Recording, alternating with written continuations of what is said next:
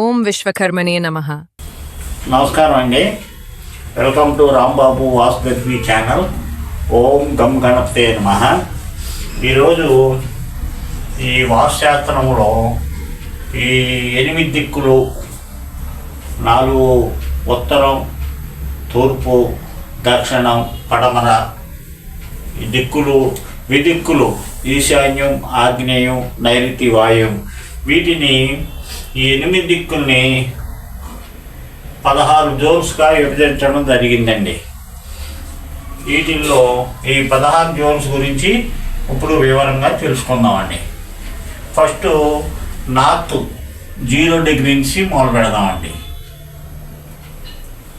North ఉత్తరం ఈ జోన్లో మనీ జోన్ అండి, డబ్బుకు సంబంధించింది, అవకాశాలు, ధనం సంబంధించిన జోన్ అండి. ఇది ఉత్తరం.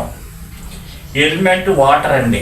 ఇక్కడ పచ్చిపోతాం వాటర్ సంబంధించిన జోన్ అండి. షేప్ వచ్చి ఇలా ఉంటుందండి, వాటర్ అలలు టైపులో ఉంటుందండి షేపు. కలర్ వచ్చి blue. Activity children bedroom, office room, ధనం దాచుకోవడానికి ఈ జోను, ఉత్తరం జోను బాగుంటుందండి. ఇది దీంట్లో రిజల్ట్ ఏంటంటే నిరంతరం అభివృద్ధి ఇచ్చే జోను. ఈ ఉత్తరం అనేది ఎల్లప్పుడూ అభివృద్ధి, ధనాన్ని ఇచ్చే జోను ఉత్తరం. ఇక్కడ లక్ష్మీ గణపతి ఫోటోని పెట్టుకోవచ్చండి ఈ నార్త్ ఉత్తరం జోన్లో. నెక్స్ట్ వచ్చి నార్త్ ఈస్ట్ అంటే ఉత్తర ఈశాన్యం.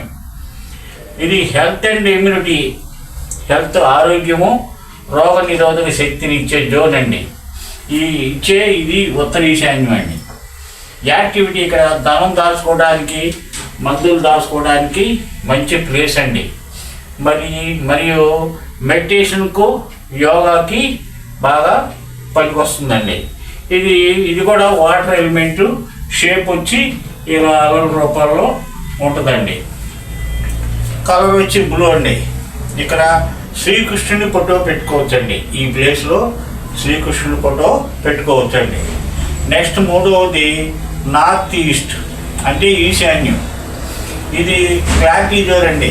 క్లారిటీ అంటే మైండ్, మనం ఏం చేస్తున్నామో మనకి ప్రశాంతంగా ఉండటానికి, మంచి ఆలోచనలు రావడానికి మంచి జోన్ అండి. ఇది పూజకి నెంబర్ 1 అండి. ఎందుకంటే గురుకేతులు ఉంటారు. ఈశానుడు అనే ఈశ్వర స్థానం అండి. అది ఈశ్వర స్థానం కాబట్టి ఉన్న ఈ 16 జోన్లో పూజకి నెంబర్ 1 ఈశాన్యం అండి. నెక్స్ట్ తూర్పు ఈశాన్యం, ఉత్తర ఈశాన్యం కూడా పూజ పెట్టుకోవచ్చు, ఇబ్బంది ఏమి లేదండి. ఇక్కడ యాక్టివిటీ వచ్చి యోగా, మెడిటేషను మంచిది. ఈశాన్యం అనేది యోగాకి, మెడిటేషన్కి బాగుంటుంది. ఇక్కడ శివ పార్వతుల ఫోటో పెట్టుకోవచ్చండి ఈశాన్యంలో. కలర్ వచ్చి బ్లూ అండి. ఇది కూడా ఈ జోన్ కూడా. ఇక్కడ గురుకేతులు ఉంటారు కాబట్టి శివుడి ప్లేస్ కాబట్టి స్పష్టత అంటే ఇందులో స్పష్టత అంటే క్లారిటీ. మనం ఏం చేయాలన్నా ఏదన్నా ఈశాన్యం జోన్ బాగుండాలండి. ఈ జోన్ స్పష్టతకి బాగా ఉంటుందండి. ఈ మూడింటిలో ఉత్తరంలో కనుక ప్రాబ్లం వచ్చిందనుకోండి, ఈ మనీను సంబంధించిన దోషాలు మనకు వస్తాయండి. అలాగే మనకి చిల్డ్రన్స్ బెడ్రూమ్, ఆఫీస్ రూమ్ దాచుకోవడానికి ఇబ్బంది ఏమి లేదండి, ధనం దాచుకోవడానికి. అలాగే ఇందులో కూడా ఈశాన్యం, ఉత్తర ఈశాన్యంలో కనుక తేడాలు వస్తే ఆరోగ్యం దెబ్బతింటుంది. రెండోది అంటే వెల్త్ కూడా దెబ్బతింటుందండి. ఇక వచ్చి నార్త్ ఈస్ట్ ఈశాన్యం. ఇది క్లారిటీ జోన్ అండి. ఇది ఏమన్నా దోషం వస్తే మనం ఏం చేస్తున్నాం మనకు తెలియదండి. మనం చేసేదానికి క్లారిటీ ఉండదండి. నమస్కారం అండి.